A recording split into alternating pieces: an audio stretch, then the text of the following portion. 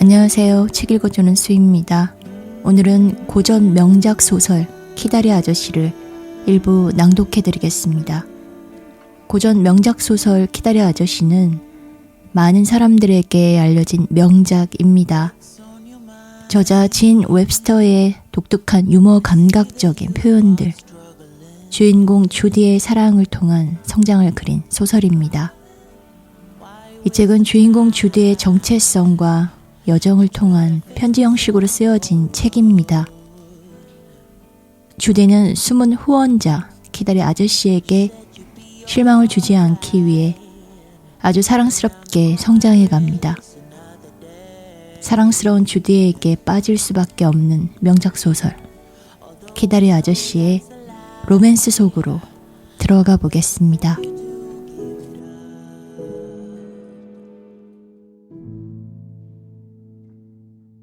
매달 첫째 수요일은 그야말로 끔찍한 날이었다. 내내 마음을 졸이며 기다려야 하고 막상 닥치면 이를 악물고 견뎌낸 후에 서둘러 언제 그랬냐는 듯 잊고 싶은 그런 날 말이다. 바닥을 티끌 한 점 없이 청소하고 모든 의자를 얼룩 자국 하나 눈에 띄지 않게 닦고 침대의 침구들도 주름 한 줄 없게 말끔히 정돈해야 했다. 어디 그뿐인가? 잠시도 가만히 있지 않고 꼼지락거리는 97명의 어린 고아들을 깨끗이 씻기고 머리를 빗겨서 빳빳하게 새로 풀을 먹인 무명옷을 입혀야 했다. 그런 다음 97명 모두에게 예의 바르게 행동하라고 후원재단의 임원들께서 말을 건네시면 반드시 그렇습니다, 선생님 또는 아닙니다, 선생님 하고 대답하라고 거듭거듭 신신당부해야 했다. 무척 고된 시간이었다. 게다가 제루샤 에버슨 고아원 원생들 가운데 가장 나이가 많았기 때문에 힘든 일을 전부 도맡아야 했다. 하지만 늘 그랬듯 이번 달 문제의 첫째 수요일도 마침내 그럭저럭 끝나가고 있었다. 제루샤는 고아원 손님들에게 대접할 샌드위치를 다 만들어 놓은 후 서둘러 식료품 저장실을 빠져나와 위층으로 올라갔다. 자신이 평소에 하던 일들이 남아있었던 것이다. 제루샤는 4살부터 7살까지의 꼬마 11명이 일렬로 늘어선 작은 침대를 하나씩 차지하고 생활하는 F방의 담당이었다. 그녀는 어린 아이들을 불러 모아서 구겨진 옷 매무새를 고쳐주고 코를 닦아주었다. 그러고 나서 저녁 식사 자리로 보내려고 한 줄로 세웠다. 아이들은 빵과 우유와 건자도 푸딩을 먹으며 행복한 30분을 보낼 기대에 들떠서 기꺼이 착착 줄을 섰다. 아이들이 멀어져가는 뒷모습을 보고 나서야 제루샤는 녹초가 된 몸으로 창가 자리로 가서 털썩 주저앉았고 파르르 떨리는 관자놀이를 차가운 유리창에 지그시 갖다 댔다. 다들 제루샤를 불러대니까 새벽 5시부터 온종일 서 있었던 데다가 신경질적인 원장님이 야단치고 재촉하는 통에 몹시 지쳐 있었다. 원장인 리펫 여사는 후원재단의 임원들이나 여성 후원자들 앞에서는 온화하고 점잖은 태도를 보였지만 평소에는 꼭 그렇지만은 않았다. 제루샤는 창밖으로 넓게 펼쳐진 얼어붙은 잔디밭을 바라보았다. 그러다가 고아원의 경계를 표시하는 높은 철책 너머에 시선이 닿았고 굽이치는 산등성이를 따라 점점 뿌려놓은 듯한 시골 저택들을 지나 잎이 다 떨어져 가지가 앙상한 나무들 한가운데 솟아난 마을의 뾰족한 첨탑에 눈길이 머물렀다. 그날 하루가 저물어가고 있었다. 그것도 제루샤가 생각하기에 꽤 성공적으로 말이다. 후원재단에서 나온 모든 후원자들은 다 함께 고아원을 한 바퀴 돌아보고 보고서를 검토한 뒤 차를 마셨다. 이제 그들은 가족이 기다리는 각자의 따뜻하고 활기찬 집으로 돌아가려고 서두르고 있었다. 앞으로 한 달간은 성가신 고아원 일은 잊고 지낼 것이다. 제루샤는 몸을 앞으로 내밀어서 호기심과 동경이 가득 담긴 눈길로 고아원 정문을 미끄러져 빠져나가는 마차와 자동차의 행렬을 바라보았다. 맨 앞에 마차부터 차례대로 하나씩 따라가며 언덕을 따라 점처럼 늘어선 저택들로 향하는 상상에 빠져들었다. 자신이 모피 외투 차림의 깃털로 가장자리를 장식한 벨벳 모자를 쓰고 의자에 기대어 앉아 마부에게 무심한 말투로 집으로 라고 말하는 모습을 떠올렸다. 하지만 문 앞에 이르러 문턱을 넘으려고만 하면 상상 속 광경은 뿌예졌다. 제루샤는 상상력이 풍부했다. 조심하지 않으면 그 상상력 때문에 난처한 일이 생길 것이라고 리펫 원장이 주의를 줄 정도였다. 하지만 그 뛰어난 상상력으로도 그토록 들어가고 싶은 현관 너머로는 한 발짝도 들어갈 수 없었다. 의욕과 모험심이 가득한 소녀였지만 가엾게도 17살이 되도록 평범한 가정집에 한 번도 들어가 본 적이 없었던 것이다. 제루샤는 고아들에게 시달리지 않고 살아가는 보통 사람들의 일상을 도무지 머릿속으로 그려낼 수가 없었다. 제루샤 에벗, 원장실에서 널 찾고 있어. 얼른 가보는 게 좋을 거야. 성가 단원인 토미 딜런이 노래를 흥얼거리며 계단을 올라와 복도를 지나고 있었다. 토미가 F방에 가까이 다가올수록 노랫소리도 점점 커졌다. 제루샤는 창가 자리에서 내려와 고달픈 현실로 돌아왔다. 누가 날 찾니? 제루샤의 잔뜩 긴장한 목소리가 토미의 노랫소리를 끊었다.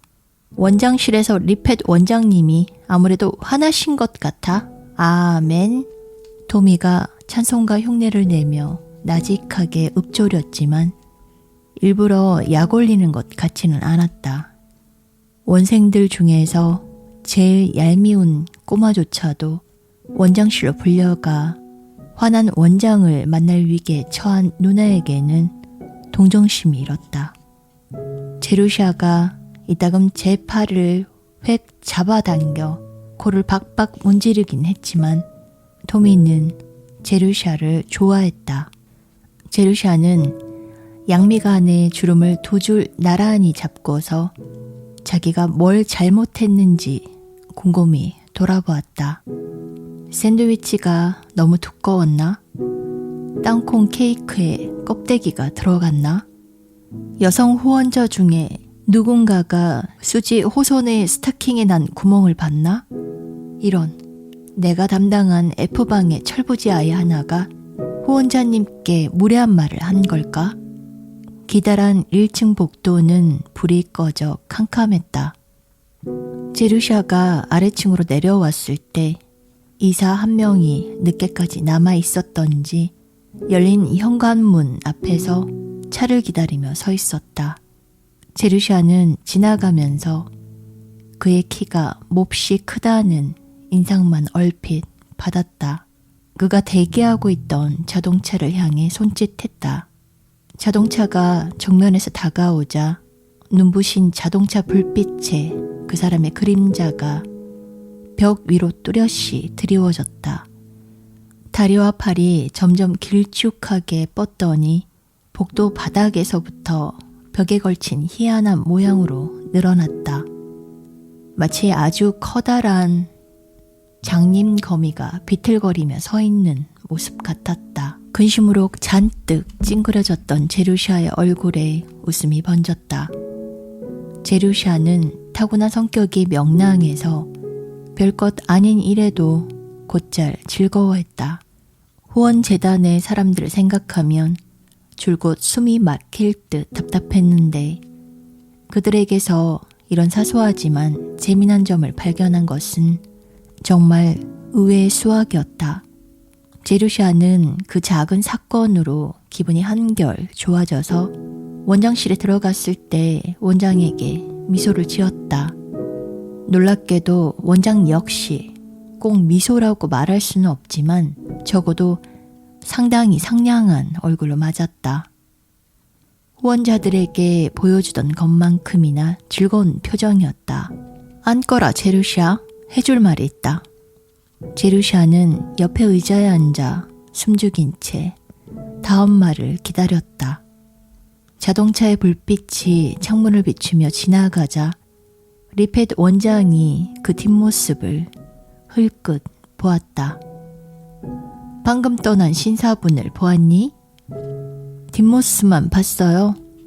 재단 이사님들 중에서도 손꼽히는 부자인데다가 우리 고아원에 엄청나게 많은 후원금을 내는 분이야. 성함은 말해줄 수 없다. 자신이 누군지 밝히지 않아야 한다는 조건을 분명히 내걸었으니까. 제루샤는 눈을 조금 더 크게 떴다. 원장과 함께 후원자의 엉뚱한 면에 대해 이야기를 나눈 적은 이제껏 한 번도 없었다. 그분은 우리 고아원의 남자 아이들에게 관심을 주셨다. 찰스 벤턴과 해리 프리즈 기억나지? 그 애들 둘 다 미스터 그게 바로 이분이 대학에 보내주셨어. 둘 다 열심히 공부하고 성공하는 걸로 그만큼 후원금에 보답했다. 다른 보답은 아무것도 바라지 않으셨어. 다만 그분은 오로지 남자 아이들만 후원하셨다. 여자 원생 중에도 후원을 받을 자격이 충분히 아이들이 있다고 아무리 설득해도 소용없었지. 아무래도 그분은 여자애들에겐 관심이 없는 것 같다. 그렇군요. 원장 선생님. 제루샤는 이쯤에서 뭐라도 반응을 해야 할 것 같아서 나직한 목소리로 대답했다. 오늘 정기회의에서 뇌 장내에 대해 이야기가 나왔다. 리펫 원장은 갑자기 말을 멈춰서 제루샤를 긴장시키더니 서서히 그리고 아주 침착하게 말을 이었다. 너도 알다시피 대개 16살이 되면 여길 나갔는데 넌 예외였다. 내가 우리 학교 과정을 14살에 마쳤고 공부도 제법 잘했기 때문에 마을에 있는 고등학교에 진학시켰지. 내 품행이 늘 바르다고 할 수는 없는데도 말이야. 이제 고등학교도 졸업할 테니 당연히 우리 고아원도 더 이상 뇌 뒷바라지를 할 책임이 없다. 넌 이미 다른 아이들보다 2년이나 더 머물렀으니까. 리펫 원장은 제루샤가 지난 2년간 이곳에 남아있는 대가로 열심히 일한 것, 학업보다 고아원 일을 우선순위로 둬야 하기 때문에 오늘 같은 날에는 아예 학교에 가지 못하고 고아원 청소를 담당했던 사실 따위는 안중에도 없었다. 아까도 말했듯이 뇌 장내 문제 때문에 뇌 성적을 검토했다. 하나도 빠짐없이 철저하게 말이야. 리펫 원장이 피고석에 앉은 죄인을 신문하듯 바라보자 제루샤는 죄 지은 사람 같은 표정을 지었다. 성적에서 눈에 띄는 오점이라도 떠올라서가 아니라 왠지 그래야 할 것 같았다. 물론 내 처지의 아이에게는 일자리를 마련해 주는 게 마땅한데 뇌가 특정 과목들의 성적이 꽤 좋고 특히 영어 성적이 매우 우수하더구나. 우리 고아원의 시찰위원이자 교육위원회 소속이기도 한 프리처드 양이 뇌 장문 선생님과 이야기를 나눠봤는데 너를 좋은 평가하셨다더구나. 내가 쓴 우울한 수요일이라는 수필까지 크게 읽어주셨어. 제루시아는 다시 죄인 같은 얼굴을 했다. 이번에는 일부러 꾸민 것이 아니었다.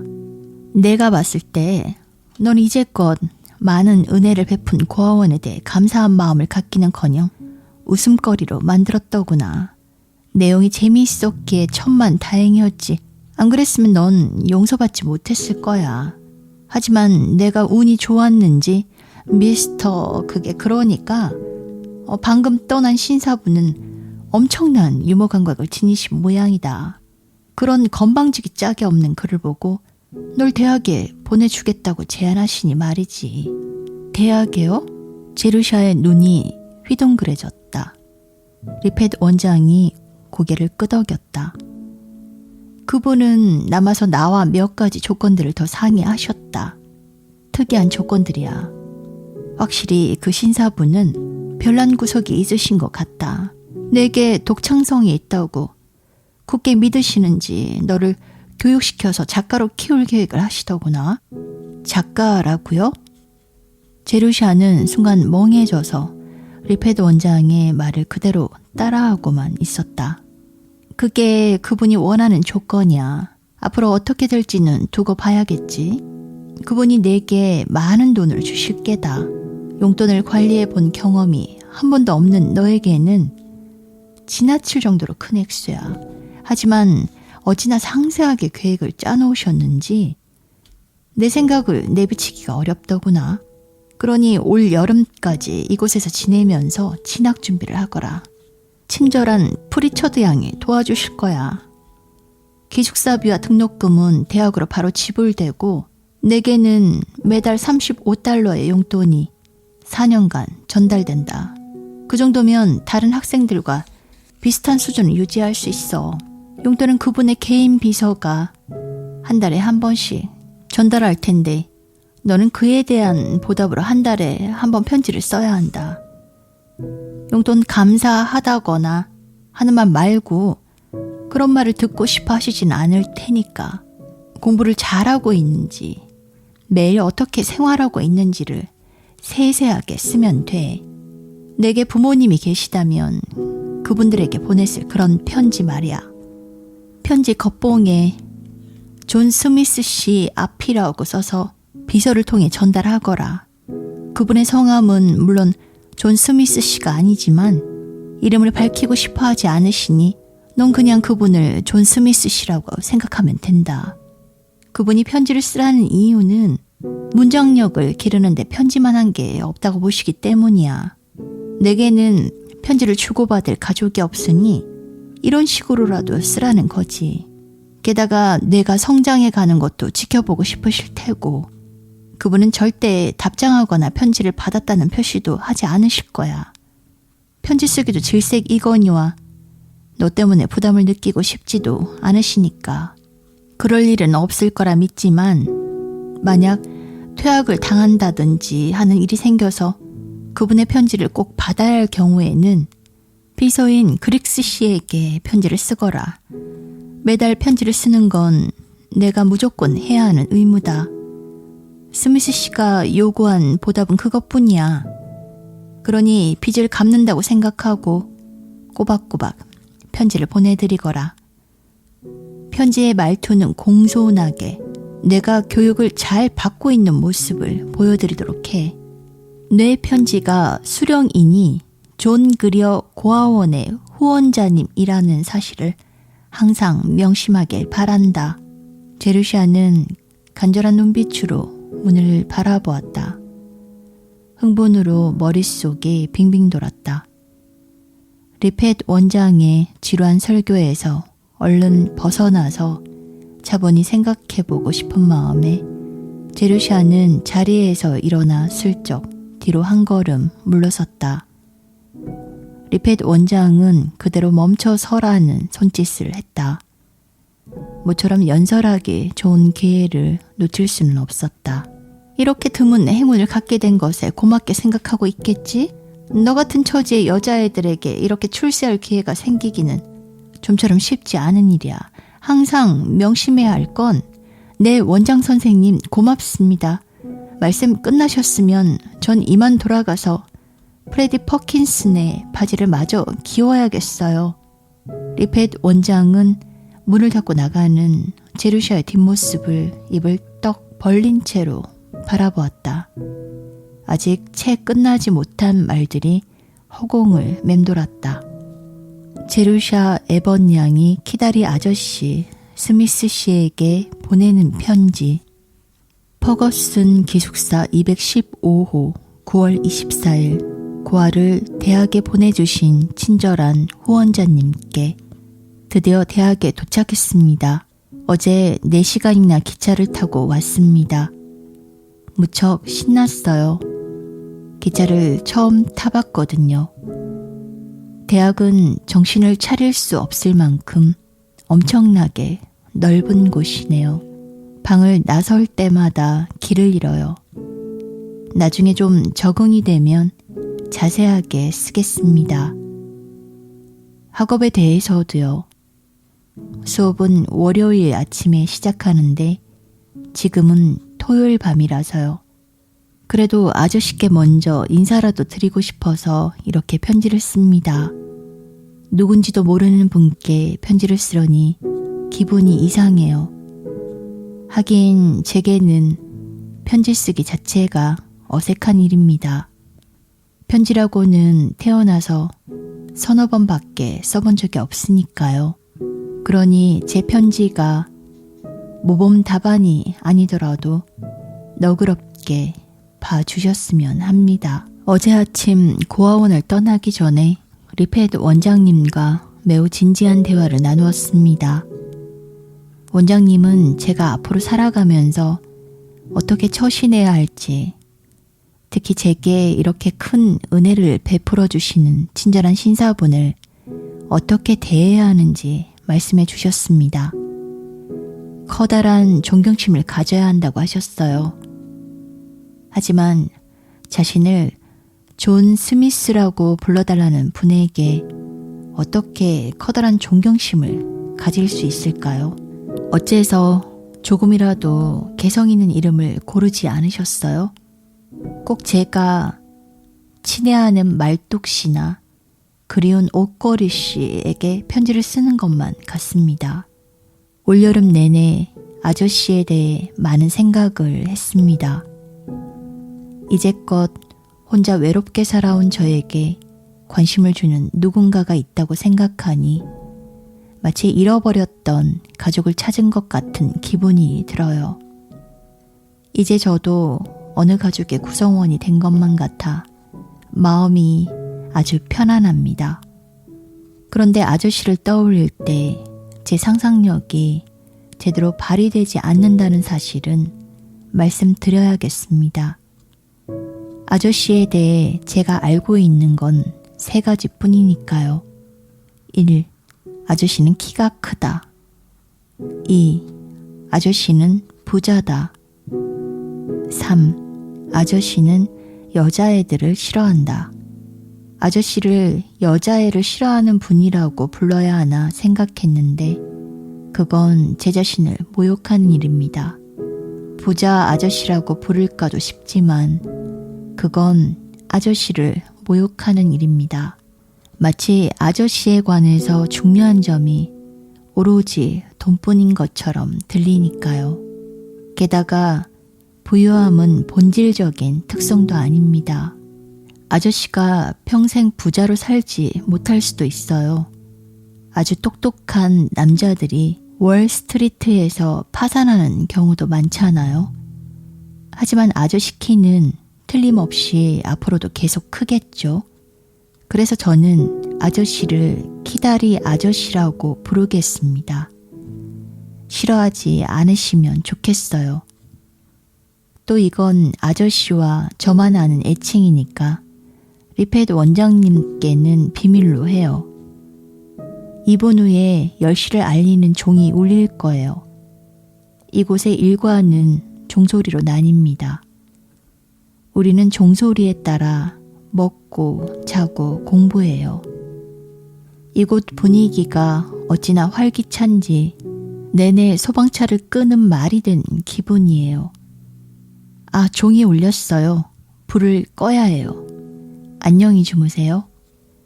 제가 얼마나 규칙을 잘 지키는지 봐주세요. 존 그리어 고아원에서 훈련받은 덕분이랍니다. 존경하는 마음을 담아 제루샤 에벗 올림 10월 1일 키다리 아저씨께. 저는 대학 생활을 정말 사랑해요. 그래서 저를 이곳에 보내주신 아저씨께 깊이 감사드려요. 정말 행복하고 매 순간이 너무 신나서 잠을 못 이룰 정도랍니다. 이곳이 존 그리어 고아원과 얼마나 다른지 상상도 못하실 거예요.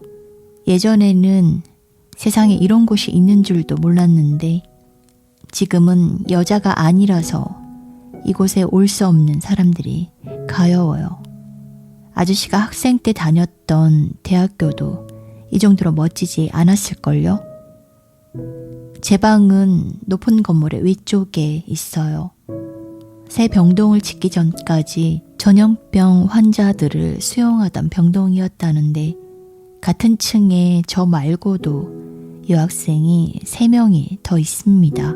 안경을 쓴 4학년 선배는 늘 우리에게 좀 조용히 해달라고 말해요.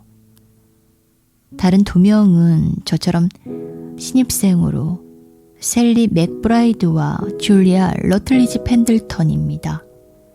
셀리는 빨간 머리에 들창코인데 아주 부침성이 좋아요. 줄리아는 뉴욕 명문가 출신이라서 그런지 저랑은 아직 아는 체도 하지 않아요. 셀리와 줄리아가 한 방을 쓰고 4학년 선배와 저는 1인실을 씁니다. 보통 신입생은 1인실을 주지 않는데요. 1인실이 몇 개 없거든요. 하지만 저는 부탁하지도 않았는데 1인실을 차지하게 되었습니다. 아마도 교무처에서 정상적인 집안에서 자란 여학생이 고아와 함께 방을 쓰는 건 옳지 못한 처사라고 판단한 게 아닐까요? 고아라서 좋을 때도 있네요. 제 방은 북서쪽 모퉁인데 창문이 2개나 있어서 전망이 꽤 좋아요. 18년 동안 20명의 아이들과 방을 함께 쓰다가 혼자 지내니 무척 평온합니다. 그 덕분에 처음으로 제루샤 에벗과 사귈 기회가 생겼어요. 전 그 아이를 좋아하게 될 것 같아요. 아저씨도 그럴 것 같으세요? 화요일 신입생 농구팀을 만들고 있는데 제가 뽑힐 것 같아요. 전 몸집은 작지만 꽤 빠르고 야무진 데다가 끈질긴 구석이 있거든요. 다른 친구들이 공중으로 뛰어오르는 동안 저는 그 애들 발밑에서 요리조리 피해 다니며 공을 잡을 수 있어요. 나무들이 온통 울긋불긋 물들고 낙엽 태우는 냄새가 공중을 가득 채우는 오후에 운동장에 나가서 다 같이 웃고 소리 지르며 연습하는 게 굉장히 즐겁습니다. 이렇게 행복한 여자애들은 처음 보았어요. 그 중에서도 제가 가장 행복한 여자애입니다. 지금 제가 배우는 것들을 모두 담은 긴 편지를 쓸 생각이었는데 방금 7시를 알리는 종이 울려서 10분 안에 체육복으로 갈아입고 운동장으로 나가야 해요. 아저씨도 제가 농구팀에 들어갈 것 같으세요? 언제나 아저씨의 제루샤 에벗 올림. 추신. 지금은 밤 9시예요. 방금 셀리 맥브라이드가 제 방문에 머리를 불쑥 들이밀더니 이렇게 말했어요. 집이 너무 그리워서 도저히 못 견디겠어. 너도 그러니? 저는 싱긋 웃으며 아니라고 말했죠. 잘 견뎌낼 수 있을 것 같다고요. 적어도 향수병만큼은 제가 걸릴 일이 없잖아요. 고아원을 그리워하는 사람 이야기는 들어본 적이 없어요. 아저씨는요? 10월 10일 키다리 아저씨께. 미켈란젤로라고 들어보셨나요? 중세 이탈리아에 살았던 유명한 화가라고 합니다. 영문학 수업을 듣는 학생들 모두가 그 사람을 알고 있더라고요. 그래서 제가 미켈란젤로가 대천사가 아니냐고 말했을 때 강의실 전체가 웃음바다가 되어버렸어요. 미켈란젤로, 대천사, 비슷하게 들리지 않나요? 대학 생활에서 힘든 점은요, 한 번도 들어본 적이 없는 수많은 것들을 저도 당연히 알겠거니 여기는 거예요. 가끔은 무척 당황스러워요. 하지만 이제는 요령이 생겨서 다른 학생들이 생소한 말을 하면 가만히 듣고 있다가 나중에 백과사전에서 찾아봅니다. 첫날 실수는 정말 끔찍했죠. 누군가 모리스 마테를링크에 대해 언급했는데 제가 그만 그 사람이 신입생이냐고 물었어요. 그 소문이 온 대학에 퍼졌지 뭐예요. 하지만 어쨌거나 수업 시간에는 저도 다른 학생들 못지않게 똑똑합니다. 몇몇 학생들보다는 훨씬 더 똑똑하고요. 제 방을 어떻게 꾸몄는지 말씀드릴까요? 갈색과 노란색을 조화시켰어요. 벽이 옅은 다망색이어서 노란 무명 커튼과 쿠션을 샀고, 마호가니 책상과 등나무 의자, 또 가운데에 잉크 얼룩이 있는 갈색 양탄자를 놓았습니다. 창이 높아서 의자에 앉아서는 창밖을 내다볼 수가 없어요. 그래서 서랍장에 붙은 거울을 떼고 천을 덮어 씌워서 창가로 옮겼죠. 창가에서 걸터 앉아있기에 딱 알맞은 높이랍니다. 서랍을 빼내어 계단처럼 디디고 올라갈 수도 있어요. 정말 편해요. 셀리 맥브라이드가 졸업반 경매에서 물건을 고르는 걸 도와주었어요. 셀리는 줄곧 부모님 집에서 자랐기 때문인지 방을 장식하는 방법을 잘 알아요. 아저씨는 진짜 $5 지폐로 물건을 사오고 거스름돈을 받는 것이 얼마나 재미있는 일인지 상상도 못할 거예요. 저는 이제껏 돈이라곤 몇 센트밖에 가져보지 못했거든요. 아저씨, 제게 용돈을 주셔서 정말 감사합니다. 셀리는 세상에서 가장 재미있는 아이입니다. 줄리아 러틀리지 펜들턴은 가장 재미없는 아이고요. 교무처에서 어째서 그 둘을 한 방에 배정했는지 도무지 이유를 모르겠어요. 셀리는 모든 걸 재미있어하고 줄리아는 모든 걸 따분해하거든요. 줄리아는 사람들과 굳이 친해지려는 노력 따윈 하지 않습니다. 펜들턴 가문이라는 사실 하나만으로도 아무런 노력 없이 천국에 갈 자격을 갖추었다고 생각하나 봅니다. 줄리아와 저는 애초에 숙적이 될 운명으로 태어난 게 틀림없어요. 지금쯤 아저씨는 제가 뭘 배우는지도 몹시 궁금하시겠죠? 1. 라티노 제2차 포에니 전쟁. 지난밤에 한니발 장군과 그의 부대가 트라시메노스 호수에 주둔했습니다.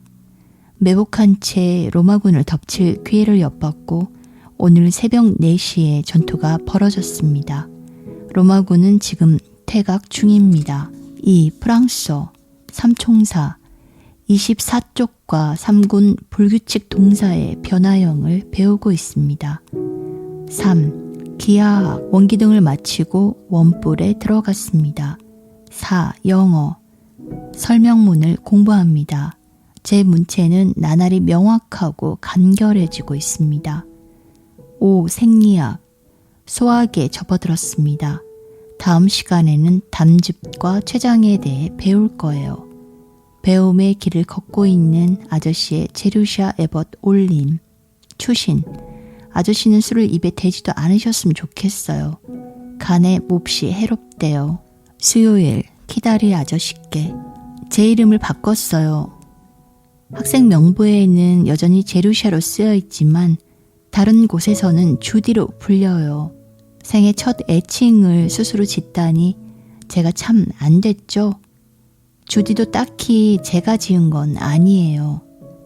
프레디 퍼킨슨 씨가 아직 말을 제대로 할 줄 모를 적에 저를 그렇게 불렀어요.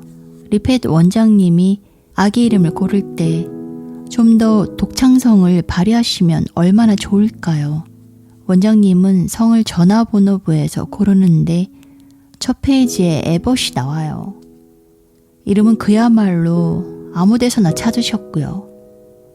제르샤는 묘비에서 가져왔대요. 전 항상 그 이름이 싫었어요. 하지만 주디는 꽤 마음에 들어요. 사실 저에게 어울리지 않는 이름이죠. 저 같은 아이 말고 가족의 귀여움을 독차지하며 응석바지로 자란 푸른 눈에 귀엽고 앙증맞은 아이에게나 어울릴 법한 이름이잖아요. 근심 걱정 없이 명랑하게만 자라온 아이 말이에요. 저도 그렇게 될 수만 있다면 얼마나 좋을까요? 저는 잘못을 저질렀을 때 가족들이 너무 오냐오냐 하며 키운 바람에 버릇이 나빠져서 그렇다는 말은 결코 들을 일이 없겠죠. 하지만 그렇게 자라온 척 하는 것도 엄청나게 재미있습니다. 혹시 언젠가 제게 편지를 보내시려거든 받는 사람 이름에 주디 앞이라고 써주시기 바랍니다. 비밀 한 가지 알려드릴까요? 제게 가죽 장갑이 3켤레나 생겼어요. 예전에 크리스마스 트리에 걸려있던 손모아 장갑 1켤레를 가져온 적이 있지만 5손가락이 달린 장갑은 난생 처음입니다. 그래서 틈만 나면 장갑을 꺼내서 껴보고 있어요. 교실에서까지 장갑을 끼고 있지 않으려면 이러는 수밖에 없어요. 저녁 식사종이 울려요. 이만 줄이겠습니다. 금요일, 아저씨는 어떻게 생각하세요? 영어 교수님이 지난번에 제출한 제 장문에서 보기 드문 독창성이 엿보인다고 하셨어요. 진짜로 그렇게 말씀하셨어요. 교수님의 말씀 그대로예요. 제가 18년 동안 고아원에서 배웠던 것들을 생각했을 때 이건 정말 불가능한 일 아닌가요? 존 그리어 고아원의 목표는 97명의 고아들 모두를 97 쌍둥이로 만드는 것이니까요. 제가 보인 특출한 예술적 차질은 어릴 적 헛간 문짝에 분필로 리펫 원장님의 얼굴을 그리면서 발휘된 거예요. 제가 어린 시절을 보낸 고아원을 비난하더라도 아저씨가 언짢아 하지 않으셨으면 좋겠습니다. 하지만 아저씨가 칼자루를 쥐셨으니 제가 너무 버릇없다 싶으면 언제라도 돈을 그만 보내셔도 됩니다.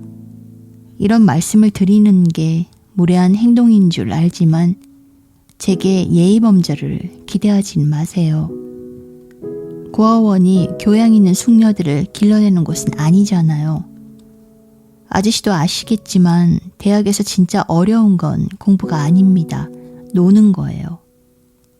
다른 아이들이 무슨 이야기를 하는 건지 저는 반도 못 알아들어요. 아무래도 제 또래 아이들이 과거에 다들 경험했던 일과 관련된 우스갯소리들 같은데 전 이 세계에서 이방인이고 그녀들의 언어를 몰라요. 그럴 땐 정말 비참한 기분이 듭니다.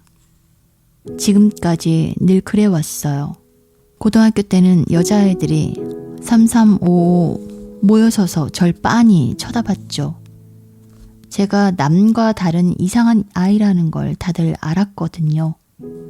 얼굴에 존 그리어 고아원이라고 쓰고 다니는 기분이었습니다.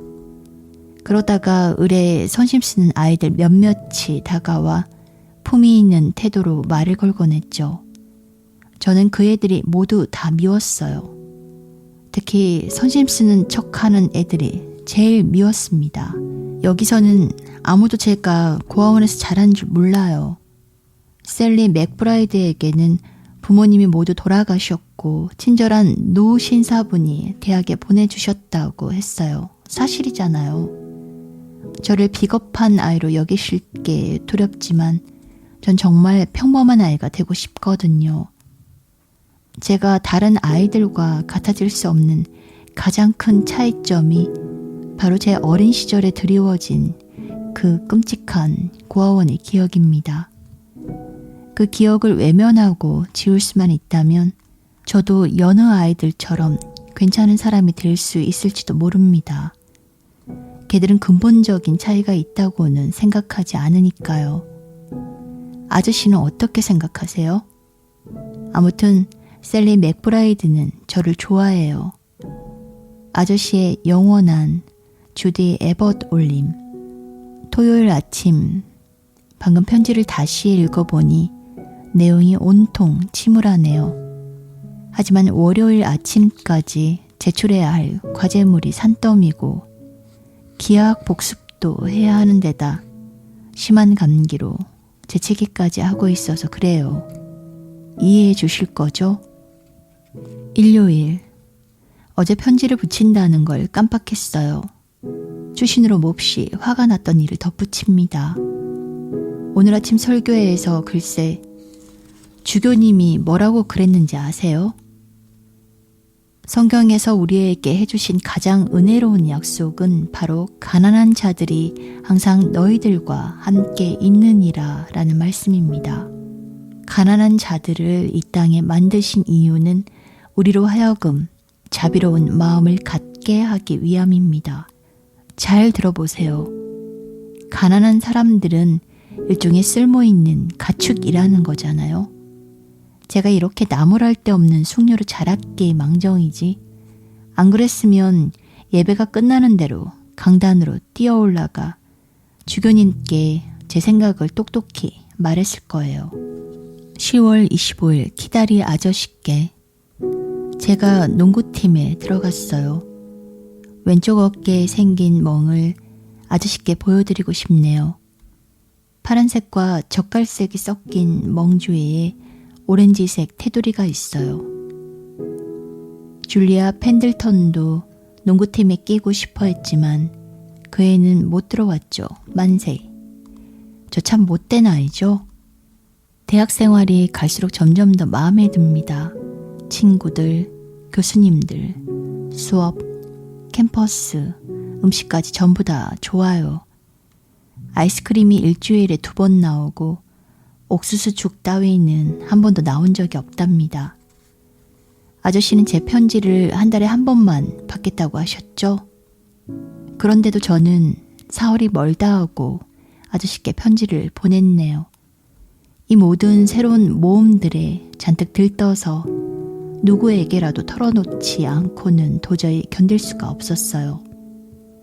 제가 아는 유일한 대상이 아저씨잖아요. 그러니 빗발치는 제 편지를 이해해 주세요. 조금만 지나면 진정할 테니까요. 제 편지가 너무 성가시면 언제라도 쓰레기통에 던져버리셔도 돼요. 11월 중순까지는 편지를 쓰지 않겠다고 약속드립니다. 최고의 수다쟁이 주디 에벗 올림. 11월 15일 키다리 아저씨께 제가 오늘 배운 것인데 들어보세요. 정각뿔대의 옆면의 넓이는 두 밑변의 길이의 합에 사다리꼴의 높이를 곱한 것의 2분의 1과 같다. 진짜로 그럴 것 같지는 않은데 사실입니다. 제가 증명할 수도 있어요. 제 옷에 대해서는 아직 말씀드린 적이 없죠. 드레스가 6벌이나 있는데 다 새 것이고 아름답고 무엇보다도 모두 제 것으로 산 거예요. 남이 입다가 작아서 못 입는다고 물려준 옷이 아니에요. 고아의 삶에서 이게 얼마나 황홀한 경험인지 모르시죠? 제게 이런 기쁨을 주신 아저씨께 정말 진심으로 감사드립니다. 교육을 받는다는 건 좋은 일이죠. 하지만 새 드레스를 6벌이나 가지는 현기증 나게 짜릿한 경험과는 비교도 안 된답니다. 고아원 시찰위원인 프리처드 선생님이 옷을 골라주셨어요. 리페드 원장님이 아니라서 천만 다행이지 뭐예요. 비단에 분홍 모슬린을 겹친 이브닝 드레스, 교회에 갈 때 입을 파란색 드레스, 동양풍으로 마감 처리된 빨간 베일에 만찬용 드레스, 장밋빛 샬리천으로 만든 드레스, 회색 정장, 수업에 갈 때 입을 평상복, 이렇게 총 6벌입니다. 이 정도 옷을 가지고는 줄리아 러틀리지 펜들턴에게 명함도 못 내밀지만 제루샤 에버덱에는요, 세상에 정말 과분해요. 지금 저를 어리석고 속물적인 아이라고 여자애를 공부시키는 건 돈 낭비였다고 생각하시나요? 하지만 아저씨, 만약 아저씨도 평생 체크무늬 무명 옷만 입고 살았더라면 지금의 제 기분을 이해하실 거예요. 고등학교에 입학해서는 체크무늬 무명 옷보다 훨씬 더 못한 것을 입었고요. 자선 상자에 든 옷 말이에요. 자선 상자에서 꺼낸 생각만으로도 비참한 그 옷을 입고 학교 갔을 때 얼마나 수치스러운 기분이 드는지 아저씨는 모르세요. 한 번은 하필이면 옷의 원래 주인이 바로 옆자리에 앉았고 그 아이가 다른 아이들에게 제 옷을 가리키며 소곤대고 킥킥댔어요. 저기 벗어던진 옷을 주워 입어야 했던 쓰라림은 제 영혼까지 집어삼켰어요. 제가 앞으로 평생 실크 스타킹만 신는다 해도 그때 받은 상처는 지워지지 않을 거예요. 최신 전쟁 속보, 전투 현장에서 소식을 전합니다.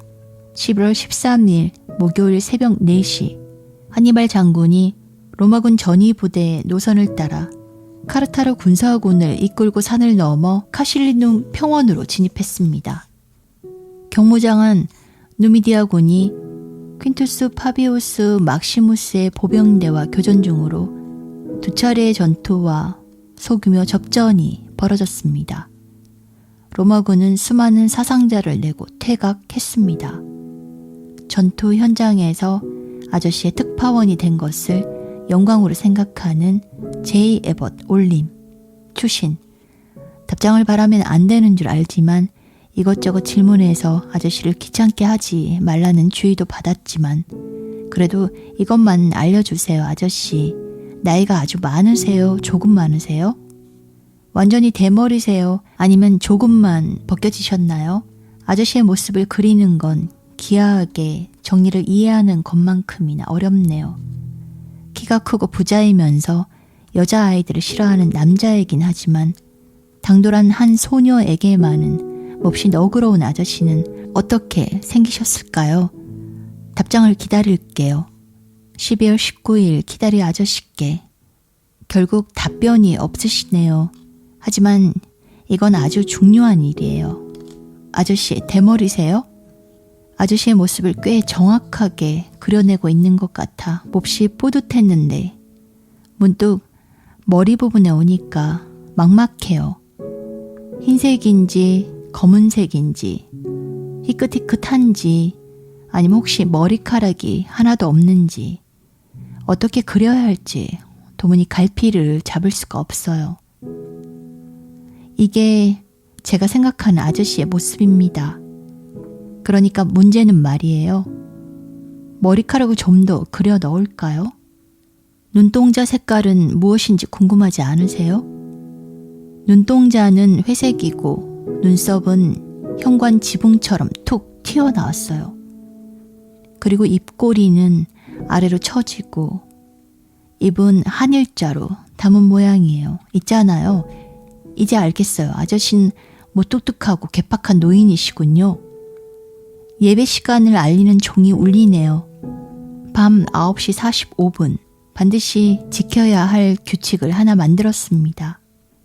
아침에 제출할 과제물이 아무리 많아도 절대로 밤에는 공부하지 않기로요. 그 대신 교과서 이외의 책들을 읽으려고 합니다. 아시잖아요. 제게 있는 18년이란 공백을 채우려면 책을 읽어야 합니다. 제 머릿속이 얼마나 텅 비어 있는지 아무리 말씀드려도 아저씨는 못 믿으실 거예요. 저도 요즘에서야 깨닫고 있는걸요.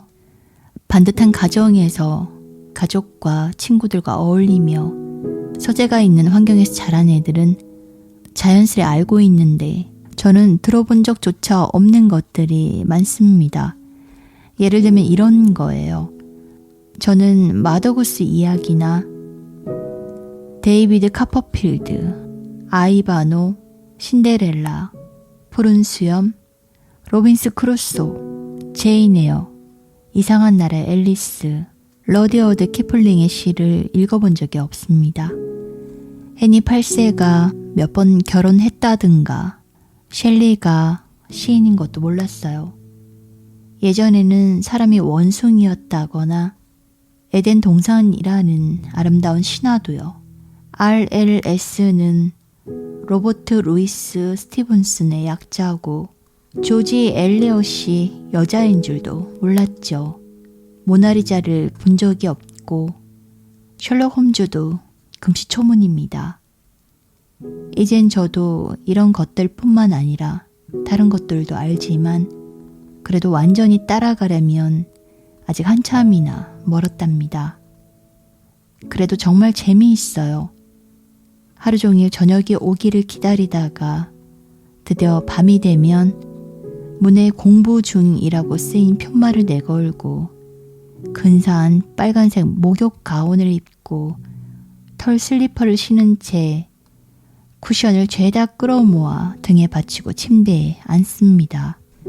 그러고는 팔꿈치 곁에 있는 노쇠 스탠드에 불을 켜고 책을 읽고 또 읽어요. 한 권으로는 성이 차지 않아서 한꺼번에 4권을 읽을 때도 있죠.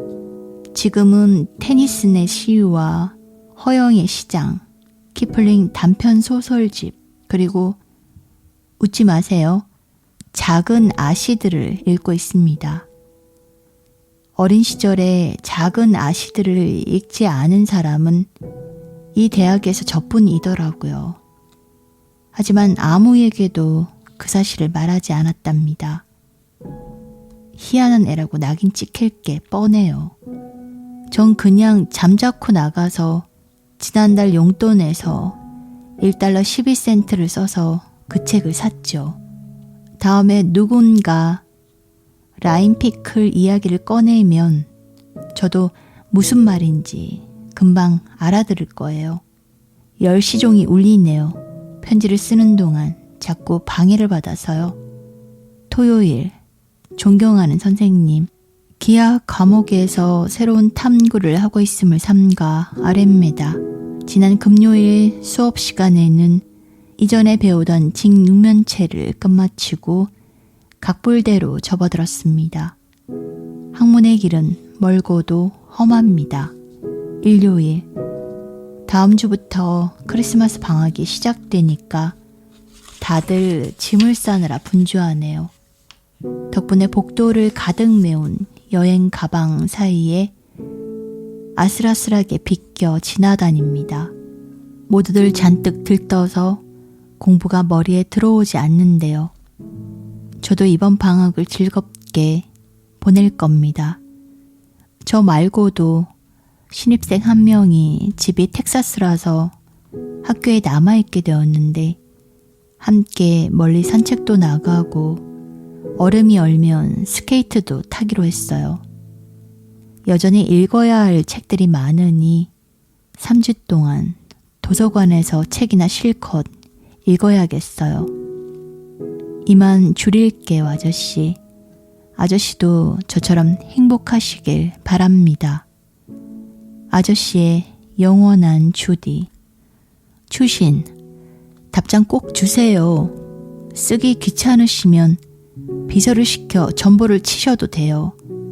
그냥 이렇게만요. 스미스 씨는 완전히 대머리임. 혹은 스미스 씨는 대머리가 아님. 아니면 스미스 씨는 백발임. 그리고 제 용돈에서 전보요금 25센트를 빼세요. 1월까지 안녕히 계세요. 즐거운 크리스마스 보내세요. 크리스마스 방학이 끝나가는 어느 날, 정확한 날짜는 모름. 기다리 아저씨께. 아저씨가 계신 곳에도 눈이 내리고 있나요?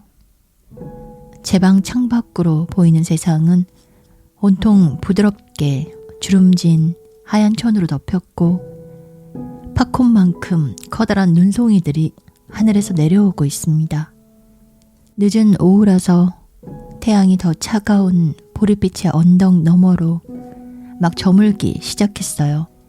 창가 자리에 올라앉아 옅어지는 저녁놀 아래에서 아저씨께 편지를 쓰고 있습니다. 보내주신 금화 5잎을 보고 깜짝 놀랐어요. 크리스마스 선물을 받아본 적이 없거든요. 이미 저에게 많은 것들을 주셨기에 따로 선물을 더 주실 거라고는 생각도 못했어요. 하지만 이번 선물도 정말 마음에 쏙 듭니다. 제가 그 돈으로 무엇을 샀는지 궁금하시죠? 1. 가죽 상자에 든 은시계. 손목에 차고 수업 시간에 늦지 않으려고요. 2. 매튜 아놀드의 시집. 3. 보온병. 4. 무릎 담요. 제 방이 추워요. 5. 노란 원고지 500장. 이제 슬슬 작가가 될 준비를 해야죠. 6. 동의어 사전. 작가로서 어휘력을 높이고 싶어요. 7. 마지막 건 별로 밝히고 싶지 않지만 말씀드리죠 뭐. 실크 스타킹 한 켤레. 그러니까 아저씨, 제가 숨기는 게 있다고 생각하지 마세요. 정 알고 싶으시다면 말씀드릴게요.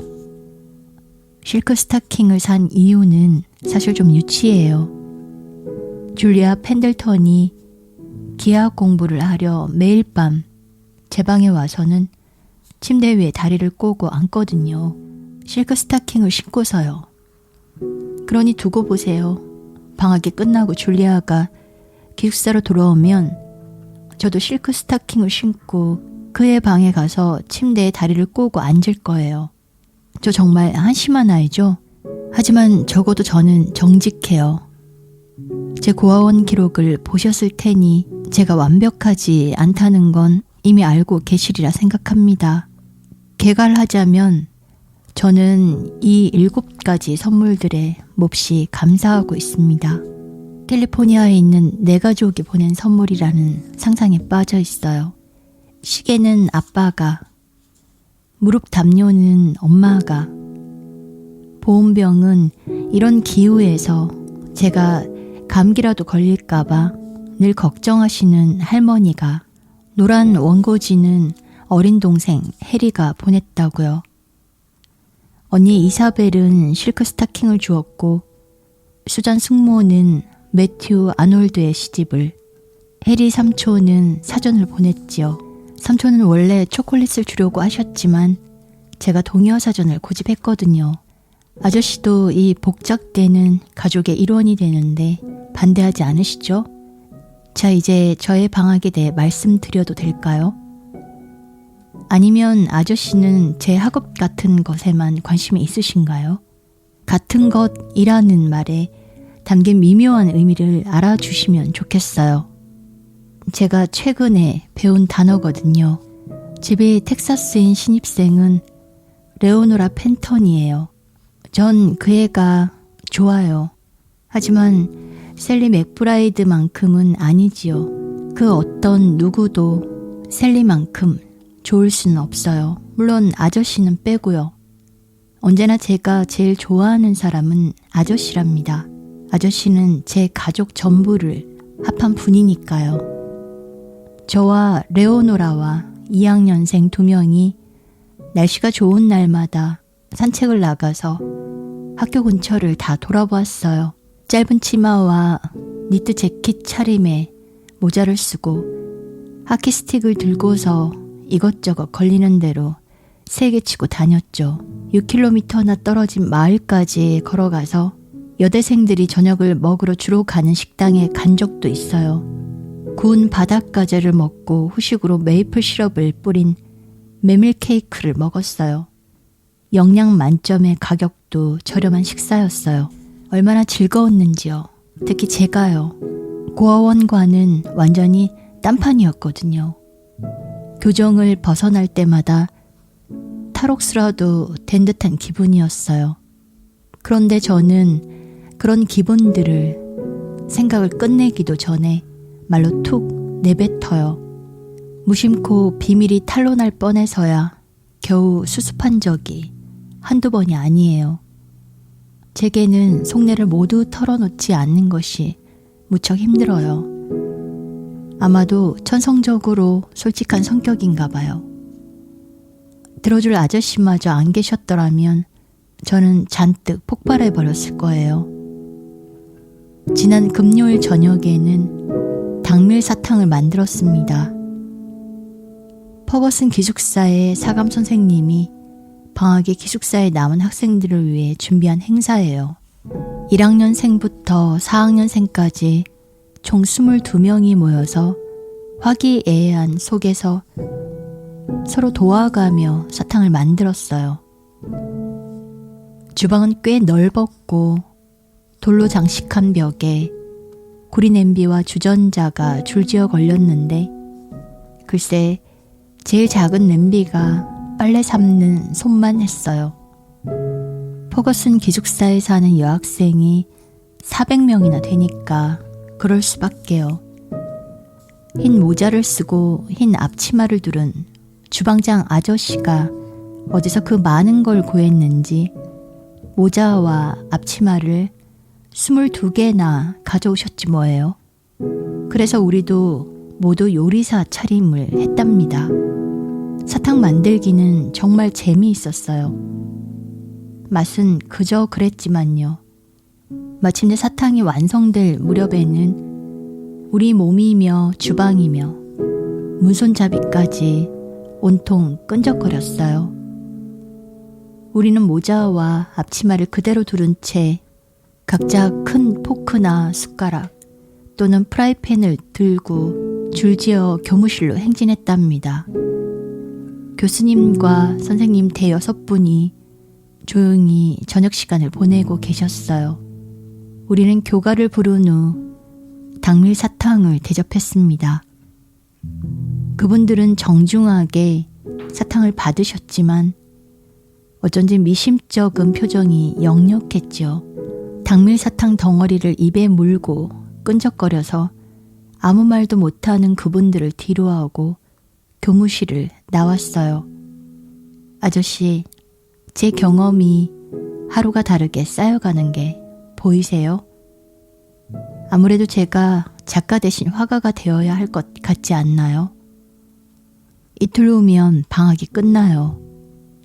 친구들을 다시 만날 생각에 기쁩니다. 지금은 기숙사가 조금 쓸쓸해요.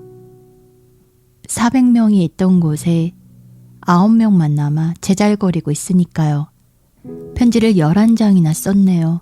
가엾은 아저씨, 편지를 읽느라 피곤하시겠어요. 짤막한 감사 편지를 쓰려던 것 뿐이었는데 펜만 들면 정신없이 써내려고 하게 돼요. 안녕히 계세요. 그리고 저를 생각해 주셔서 감사합니다. 수평선 위에 떠있는 작은 먹구름 한 조각만 빼면 저는 완벽하게 행복합니다. 2월에 시험이 있거든요. 사랑을 보내며 주디 올림. 추신. 사랑을 보낸다가 버릇없는 표현인가요? 그렇다면 용서해 주세요. 하지만 저는 누군가를 사랑해야만 하는데 아저씨와 리펫 원장님 중에서 골라야 하거든요. 그러니 아시겠죠? 아저씨가 참아주세요. 저는 원장 선생님은 사랑할 수 없어요. 시험 전날 밤 기다리 아저씨께. 이곳 대학에 얼마나 죽기 살기로 공부를 시키는지 아저씨도 아셔야 해요. 방학이라는 게 있었는지도 까맣게 잊어버렸습니다. 지난 나흘간 불규칙 동사 57개를 제 머릿속에 쑤셔 넣었어요. 제발 시험이 끝날 때까지 남아있길 간절히 바라봅니다. 교과서를 다 배우면 팔아버리는 학생들도 있지만 저는 간직할 거예요. 그러면 졸업 후에도 제가 공부한 것들을 책장에 한 줄로 모셔놓고 필요할 때 언제든 곧바로 찾아볼 수 있겠죠. 그것이 제 머릿속에 기억하려고 애쓰는 것보다 훨씬 편하고 정확한 방법일 거예요. 줄리아 펜들턴이 오늘 저녁 얼굴 보러 들른다며 제 방에 왔다가 꼬박 1시간이나 있다가 돌아갔습니다. 걔가 가족 이야기를 꺼냈는데 좀처럼 화제를 돌릴 수가 없었어요. 글쎄 제 어머니의 처녀 시절 성이 뭐냐고 묻잖아요. 고아에게 그런 무례한 질문이 어디 있어요? 도저히 모른다고 말할 용기가 나지 않아서 비참한 심정으로 그냥 처음 떠오른 성을 말했죠. 몽고메리라고요. 그랬더니 또 매사추세츠의 몽고메리 가문인지 버지니아의 몽고메리 가문인지를 묻지 않겠어요? 줄리아의 어머니는 러더포드 가문이래요. 그 가문은 노아의 방주를 타고 왔고 헨리 8세와 인첫 관계래요. 아버지 쪽은 아담보다도 더 오래된 가문이라나요?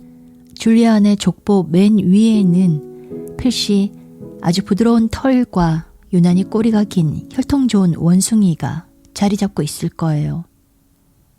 오늘 밤에는 아저씨를 재미있고 기운차고 즐겁게 해드릴 편지를 쓰려고 했는데 너무 졸리네요. 시험 때문에 걱정도 되고요. 신입생의 생활이 마냥 행복하기만 한 건 아니네요. 시험이 코앞으로 다가온 주디 에벗 올림. 일요일 사랑하는 키다리 아저씨께 몹시 끔찍하고 나쁜 소식을 하나 전해야 하는데 그걸로 편지를 시작하진 않을래요. 우선 아저씨를 즐겁게 해드리고 싶어요. 제루샤 에벗이 드디어 작가로 인정받기 시작했답니다. 나의 탑에서라는 제목의 시가 교지 2월호에 실렸어요. 그것도 첫 페이지예요. 신입생으로서 여간 영광스러운 일이 아니에요.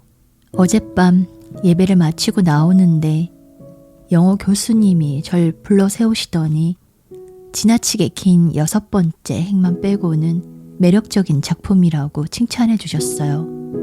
아저씨가 읽고 싶으실까봐 한 장 베껴서 동봉합니다. 뭐 또 즐거운 일이 없었나? 아, 있어요. 스케이트를 배우고 있는데 이젠 혼자서도 제법 잘 탑니다. 체육관 지붕에서 줄을 타고 내려오는 법도 배웠고 110cm나 되는 가로대도 뛰어넘을 수도 있어요. 조만간 120cm까지도 넘을 수 있을 거예요. 오늘 아침에는 엘라베마에서 오신 주교님께 무척 인상적인 설교를 들었어요. 비난받고 싶지 않거든 남을 비난하지 마라. 왜 타인의 실수를 눈감아 주어야 하는지, 왜 사람들을 가혹하게 비난해서 낙담시키면 안 되는지 그 이유에 관한 내용이었어요. 아저씨도 들어보신 내용이기를 바랍니다. 태양이 가장 찬란하게 빛나는 눈부신 겨울 오후입니다. 전나무에 매달린 고드름이 떨어지고 온 세상이 눈의 무게로 휘어져 있어요. 저만 빼고요. 전 슬픔의 무게에 짓눌려 있습니다. 이제 그 소식을 말씀드릴게요. 용기를 내 주디, 이 일은 꼭 말씀드려야 해. 지금 확실히 기분 좋으신 거 맞죠, 아저씨? 저 수학과 라틴어 작문 시험에서 낙제했어요. 그래서 요즘 그 2과목을 개인지도 받고 있고 다음 달에 재시험을 치를 예정입니다. 실망하셨다면 죄송하지만 아저씨만 괜찮으시다면 저도 별로 신경 쓰지 않을래요. 왜냐하면 저는 교과 과정에 나오지 않는 수많은 것들을 공부했기 때문이에요. 소설을 17권 읽었고 시도 많이 읽었습니다. 허영의 시장, 리처드 피버럴, 이상한 나라의 앨리스 같은 필독서 말이에요. 에머슨의 수상록, 로카트의 월터 스콧 경의 생애, 기번의 로마 제국 세망사 제1권, 거기에 벤베누토 첼리니의 자서전도 반이나 읽었어요. 참 재미있게 사는 사람 아닌가요? 아침 식사 전에 산책을 나가서 별 생각 없이 사람을 죽이곤 했다죠.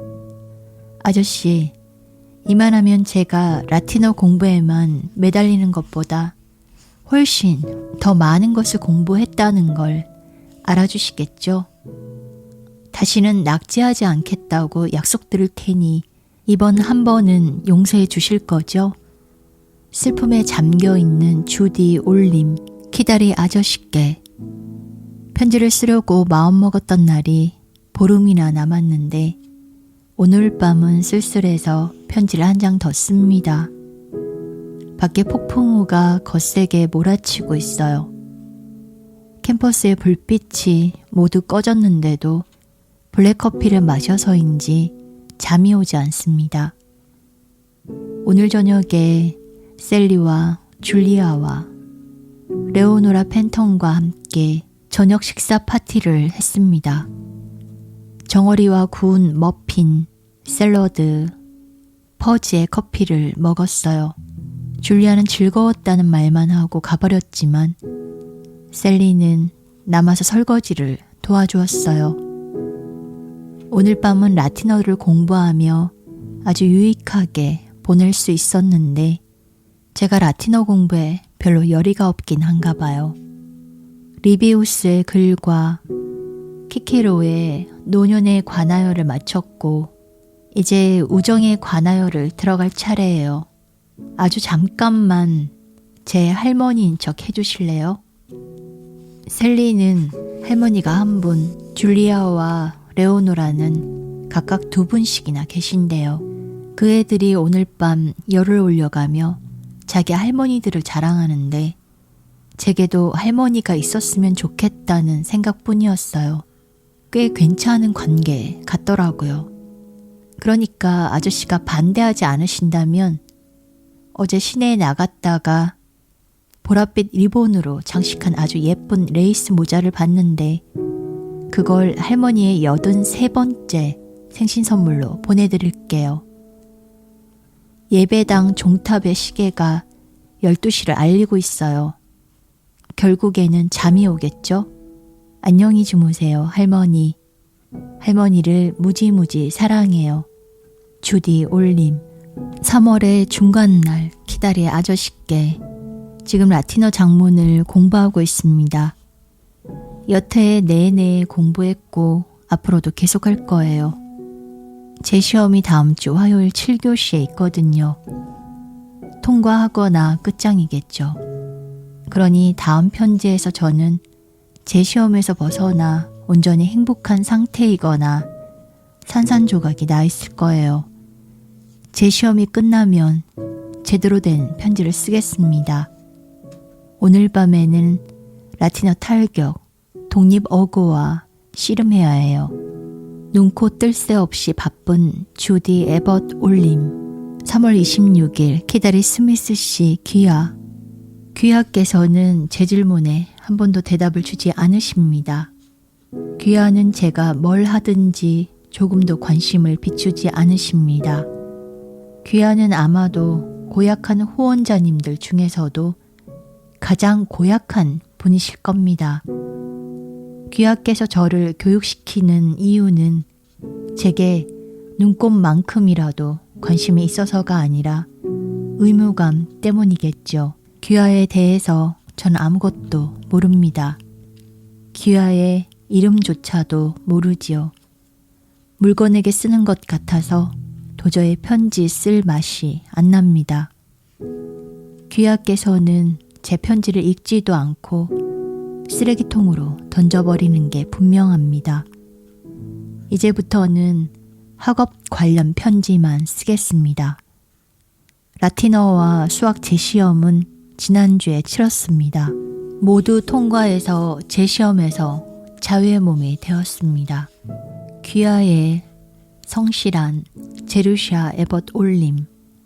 4월 2일 키다리 아저씨께. 저는 정말 못된 아이예요. 제발 지난주에 버릇없는 편지를 잊어주세요.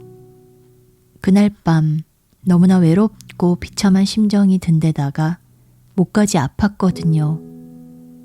그땐 몰랐지만 편도소염에 독감에 온갖 증상들이 복합적으로 겹쳐서 아팠던 거예요. 지금 병원입니다. 입원한 지 6일째예요. 병원에서 오늘에서야 자리에서 일어나 앉아 종이와 펜을 들어도 좋다는 허락을 받았어요. 수간호사님이 대단히 엄격하시거든요. 누워있는 내내 그 편지 생각만 났고 아저씨가 저를 용서해 주실 때까지는 병이 나을 것 같지 않아요. 지금의 제 모습이에요. 머리에 붕대를 둘러 토끼 귀 모양으로 묶고 있어요. 동정심이 마구 샘솟지 않으세요? 설화선이 잔뜩 부었대요. 생리학을 1년 내내 공부했는데 설화선이라는 말은 처음 들어봐요. 교육이라는 게 얼마나 부질없는 것인지요. 편지를 더 이상 이어나가지 못하겠습니다. 오래 앉아 있으면 몸이 떨리거든요. 버릇없이 배은 망덕한 저를 부디 용서해 주세요. 가정교육을 못 받아서 그런가 봅니다. 사랑을 담아 아저씨의 주디 에벗 올림.